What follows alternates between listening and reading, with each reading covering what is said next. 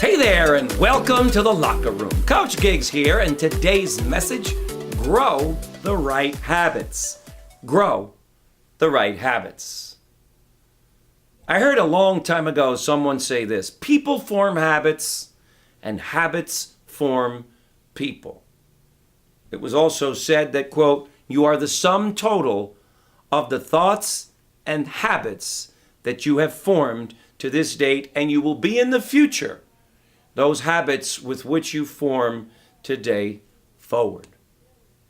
Now, for me, when I first heard this, I didn't accept it. I believed that my life was because of circumstances that were beyond my control. And eventually I grew up and realized that my life, good or bad, was the result of my habits, good or bad. So to the extent that you and I can change and alter some of those, quote, bad habits, like bad eating habits, being late to work all the time. you know, some of the ones that maybe if you really feel like I did for years, like I can't believe I'm still smoking. I'm not knocking smokers. Dear God, I have deep compassion for those who smoke because I know how addicting that nicotine is, and I will admit I have a cigarette from time to time. But these are habits that we decide upon, and some of them are good, and the ones that I'm pointing out now, obviously, are not so good. But your life and mine will follow those habits. Example, my partner had a terrible eating habit, just was overweight, very lethargic at times, didn't even know it, but he's young enough that he overcame it. But one day he decided that he would change his eating habits.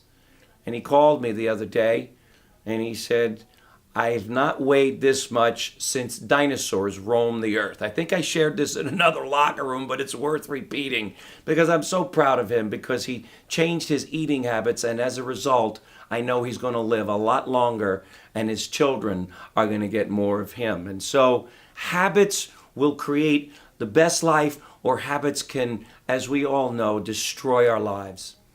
You know, when I landed in the hospital, I'll give you another example of habits and how they'll help you when you least expect it. When I landed in the hospital after my motorcycle accident, by the time it was ready for me to go to rehab, because I had the habit of being in the gym my entire life, I was able to rebound a lot faster than someone who was not in the gym and not in good shape.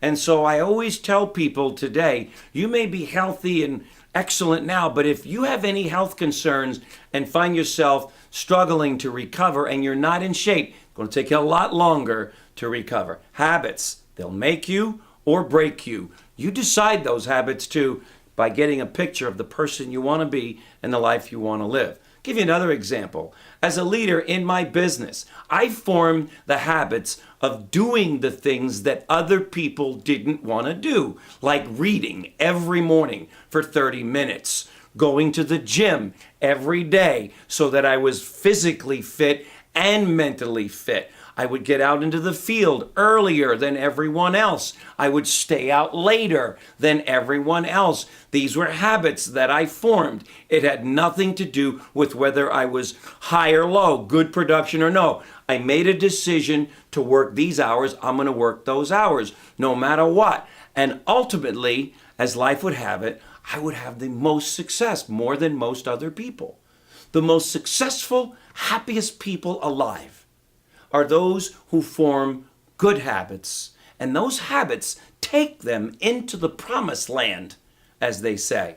So take a look at your life and decide to break down some of your old habits and replace them with some really good ones like my partner did. Do this, you'll be living your best life ever.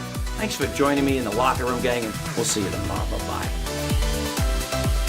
If you've enjoyed and feel the Daily Locker Room has served as an inspiration in your life, why not share it with a friend by sending them the daily message?